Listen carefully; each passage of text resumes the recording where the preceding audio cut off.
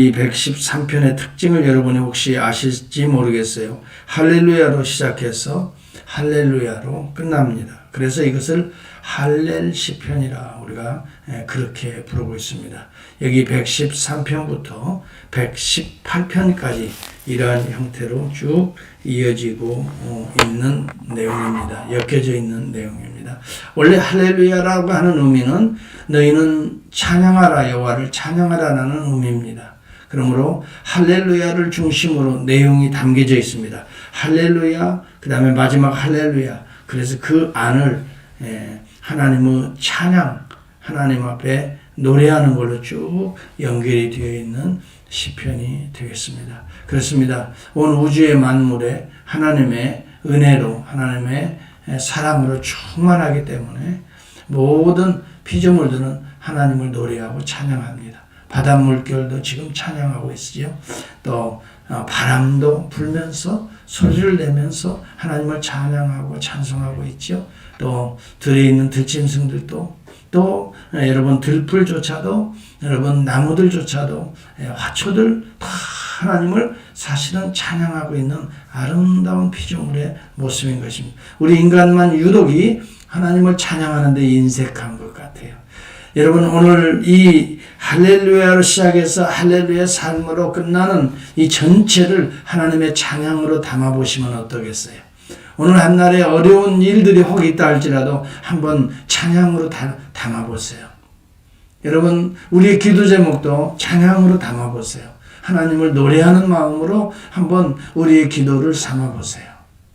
오늘 여기 시편의 모든 내용들은 기도문입니다만은 하나님을 찬양하라. 할렐루야, 할렐루야. 왜 우리가 찬양할까요? 높은 데에 계시는 하나님이시다 하는 것을 말해주고 있습니다. 여기 4절에도 보면 여호와는 모든 나라보다 높으시며 그의 영광은 하늘보다 높으시도다. 이 땅의 나라들보다 높으시고 또 공간으로 보면 하늘보다 높으시다. 만물을 창조하신 하나님이시라는 것을 보여주고 있고요. 나라와 민족들을 구속하시는 하나님이라고 하는 것을 단적으로 보여주고 있는 것입니다.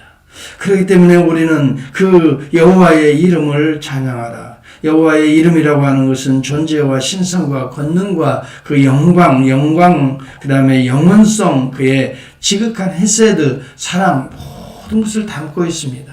여호와의 이름을 찬양하라. 우리 하나님은 바로 그런 분이십니다. 사실 여러분 우리가 가던 길 멈추고 가만히 서서 주변만 살펴봐도 하나님의 은혜와 영광으로 가득 차 있죠. 하늘에 따스한 햇살을 누가 비춰줍니까? 우리 하나님 아니십니까? 해를 만드신 분이 누구십니까? 우리 하나님 아니십니까? 여러분 이제 완연한 봄 기운을 우리가 좀 느낄 수가 있잖아요. 이 따스한 이 봄바람을 누가 훈풍을 불어주십니까? 하나님이시잖아요. 오늘도 성령이 우리의 따뜻한 마음을 품어주시잖아요. 여러분 요동치는 우리들의 마음들 하나님의 말씀을 붙들고 기도할 때 성령이 훈풍으로 우리의 어두운 먹구름을 싹 거두어 가시잖아요.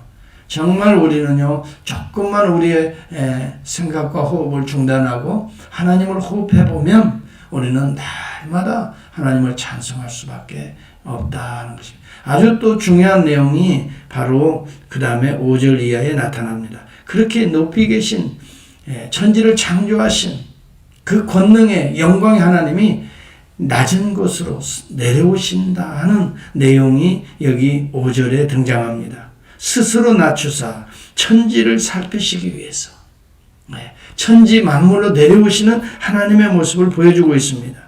내려오셔서 무엇을 하나요? 가난한 자를 먼지 더미에서 일으켜 세우시기 위해서, 궁핍한 자를 거름 더미에서 들어 세우시기 위해서, 지도자들을 세우시고 나라와 민족을 공의와 이 정의와 공평으로 통치하시기 위해서 내려오시는도다. 여러분 그리고 또 9절에도 보면 임신하지 못하던 여자를 집에 살게 하사 자녀들을 즐겁게 하는 어머니가 되게 하시는도다. 할렐루야. 임신하지 못한 여자라고 하면 당시의 고대는요 여자의 어떤 정체성이 아이를 잘 낳고 잘 기르고 잉태하고 또 순산하고 또 잘 기르는 일이 여자의 사명이었고 뭐 지금도 마찬가지입니다만 그걸 남자가 어떻게 합니까? 여성의 그 놀라운 하나님이 주신 은사지요. 그런데 여성이 이 당시에 아이를 낳지 못한다 하면 그것은 소방 맞을 일이었단 말이죠. 그래서 당시에 이 가장 고통 속에 있는 여자가 때가 되어 결혼하고 때가 되어 아이를 낳아야 되는데 아이를 낳지 못할 때 그 가정으로부터 받는 핍박은 이루 말할 수가 없는 것이죠. 바로 그러한 고통과 번민 가운데 있는 스스로 풀 수 없는 숙제를 안고 있는 그러한 소외된 백성들을 상징하는 것이 아이를 낳지 못하는 여자라 하는 것입니다. 단순히 여자를 말하는 게 아니에요. 정말 우리가 어떤 참 의미 있는 생애의 소중한 일들을 해야 되는데 그것을 감당하지 못하는 유약하고 무언가 얽매여 있는 그래서 고통과 절망 가운데 있는 잉태하지 못한 여자와 같은 그러한 자들에게 자녀를 낳게 되는 즐거운 어미가 되게 하시는도다. 바로 이분이 창조주 우리 하나님이시고 또 이 땅에 내려오시는 구속주이시고 오늘도 우리를 돌보시는 성령 하나님의 역사입니다. 우리가 사실 시편을 가만히 보면은 성부 하나님에게만 집중되어 있는 것 같지만 여호와 하나님 주 그러니까요 우리가 성부 하나님만 보는 것 같은데요 천만에요. 시편 기자들이 부르는 그 하나님의 이름 속에는 오실 메시아가 담겨져 있고요. 또 메시아의 그 다음에 오르시는 장면이 담겨져 있고요. 그리고 또 내려오시는 성령 하나님의 모습들이 다 담겨져 있는 거예요. 낮은 곳에 내려오시는 분은 우리 주 예수 그리스도 아니셔요. 우리 주님이 사실은 보좌의 영광을 버리시고 이 땅에 낮고 천한 곳으로 내려오셨다고 빌립보서 2장 5절 11절은 말씀하잖아요. 하나님이 내려오시는 거예요. 그의 이름은 예수라 하라. 그리고 임마누엘이라 하리라. 하나님이 너희와 함께 하시는도다. 우리를 어떻게 해요? 가난한 자를 구원하시기 위해서, 병든 자를 치료하기 위해서, 소외된 자들을 어떻게 해요? 자녀를 낳게 하기 위해서 내려오시는도다. 오늘 우리 주 예수 그리스도는 근본 하나님의 본체셨습니다. 하나님과 동등됨을 여기지 아니하시고 오히려 자기를 비어 종의 형체를 가지사 사람들과 같이 드셨고 사람의 모양으로 나타나사 자기를 낮추시고 죽기까지 복종하셨으니 곧 십자가의 죽으심이라. 빌립보서 2장 5절 이하의 주 말씀은 바로 내려오시는 스스로 낮추시는 그리스도의 모습을 우리에게 소개해주고 있는데 오늘 여기 시편 기자가 바로 그러한 내려오시는 하나님 멀찍이 바라보면서 메시아를 지금 노래하고 있는 거나 마찬가지라 하는 말씀이 되겠습니다. 하나님은 높이 계시는 하나님만이 아니라 오늘도 우리의 정말 낮은 천한 우리의 심령의 골짜기까지 내려오시는 우리 하나님, 우리 주 예수 그리스도. 여러분 성경은 분명히 우리에게 이야기합니다. 고린도후서 8장 9절을 말씀합니다. 우리 주 예수 그리스도의 은혜를 너희가 알거니와 그는 원래 부요하신 이로써 너희를 위하여 가난하게 되셨다라고 말합니다. 여기 가난한 여인들이 나옵니다. 가난한 자들이 흙더미 속에 죄악의 흙더미 속에 어두움 속에 갇혀있는 그들을 어떻게 해요? 건져내서 씻어주시기 위해서 자신이 친히 어떻게 됐어요? 가난하게 되셨다 이렇게 말합니다. 가난하게 되시면 그의 가난함으로 말미암아 너희를 부요하게 하려 하심이라. 우리 주 예수 그리스도는 한 번 영원히 우리를 가난하게 하시기 위해서 내려오시고 십자가에서 우리의 더러운 죄의 어두운 부분을 빛으로 밝게 하시기 위해서 십자가에 오르신 분이시고 죽음의 터널을 친히 통과하심으로 오늘 죽음의 길을 가는 우리들에게 생명의 길을 인도하신 그분이십니다. 잉태하지 못하던 여자를 자녀를 낳게 하시듯이 오늘 하나님의 귀한 자녀들을 교회가 오늘 낳고 있는 것입니다. 오늘 저와 여러분 낮은 곳에 임하시는 우리 주님을 오늘도 사실은 만나야 됩니다. 그 주님은 과거에 한 번 그렇게 내려오시고 2000년 전에 오르신 분이 아니세요.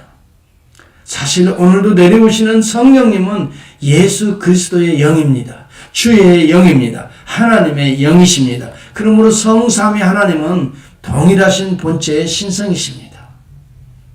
그러므로 여러분, 성령 하나님은 오늘도 내려오시는, 스스로 낮추사 우리를 살피시기 위해 내려오시는 파라클레토스입니다. 오늘도 낮은 곳에서 신음하고 있는 우리들에게는 소망이 되겠지요. 오늘도 여러 절망 가운데에 힘들어하는 우리 모두에게는 바로 이분이 우리의 기쁨이 되겠지요. 오늘도 여러분, 낮은 곳으로 내려오시지 않았다면 우리는 그분을 우리 스스로 만나기 위해 오를 수가 없는 사람들입니다. 그러나 그분이 내려오셔서 오늘 우리를 붙들고 하늘로 오르시는 그 분이십니다. 여러분, 이것이 시편 68편에 등장합니다. 그는 내려오셔서 이스라엘 백성들을 어떻게 하셨나요? 그들을 친히 인도하시고 먹이시고 불기둥과 구름기둥으로 인도하시고 광야에 먼저 행진하시고, 그런 내용들이 시편 68편에 나옵니다.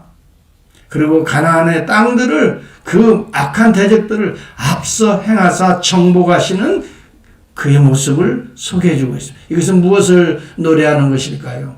우리 주님이 이 땅에 오셔서 우리들에게, 소외된 자들에게 모든 것을 먹이시고 불기둥과 구름기둥으로 우리를 인도하실 뿐만이 아니라 우리의 사탄과 원수들의 어둠의 세력들을 앞서 싸우시고 오늘 십자가에서 부활을 통해서 여러분, 우리와 함께 오르시는, 생명의 길로 오르시는 주님을 노래하고 있는 것입니다. 그래서 여러분, 에베소 4장에 보면 내려오셨다가 이렇게 표현된 것은, 올라가셨다라고 표현된 것은 내려오셨던 것이 아니면 무엇이냐? 에베소 4장에 보면 그런 내용이 나오거든요. 이 68편을 인용하시는 거예요, 그리스도에게. 올라가셨다 하면 내려오셨던 그가 아니시냐? 내려오신 그가 우리의 모든 사단과 이 마귀의 세력들, 어둠의 권세 잡은 자들을 다 사로잡고 하늘로 오르신 자다. 부활 승천을 이야기합니다. 그리고 그가 우리에게 다시 내려오신다. 그분이 성령님이 우리에게 부어주시는 은혜와 은사라고 에베소 4장 사도 바울은 그렇게 설명하고 있거든요. 참으로 놀라운 영적 시각이 아니면 그런 것을 볼 수가 없습니다. 정말 영감을 받은 계시입니다. 시편의 68편이나 시편의 113편이나 오늘 에베소 4장이나 동일하신 내려오신 그리스도를 바라보고 노래하고 찬양하고 있는 것입니다. 그분이 오늘 영으로 우리 가운데 임재하시는 모습을 보여주고 있는 것입니다. 그러므로 저와 여러분은 두 가지입니다. 골짜기에 내려오시는 우리 주님의 모습을 생각한다면 우리가 때때로 골짜기에 거닌다 할지라도 낙심 안 합니다. 그 주님을 바라봅니다. 주님을 만납니다. 거기에서 다시 일어납니다.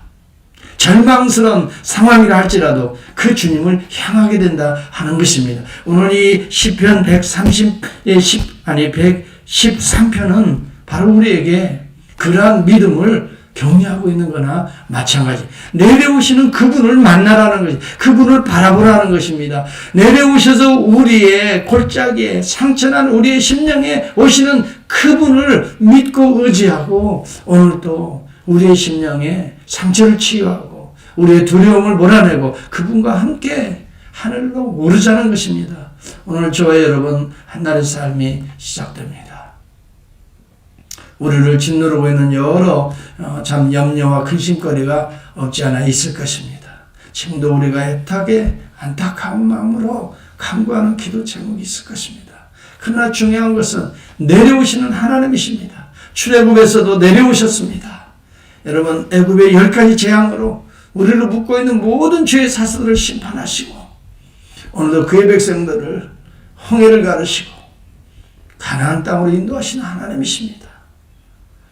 우리가 그 예수 그리스도 오늘 내려오셔서 그의 영을 통해서 오늘도 우리를 보호하시고 때때로 인도하시고 때때로 훈련도 시키시지만 우리가 감당 못할 때는 또 새로운 길을 열어서라도 우리는 시험에서 이기게 하시는 그 하나님의 사랑에서 끊을 자가 아무도 없습니다. 우리 스스로 이기는 것이 아닙니다.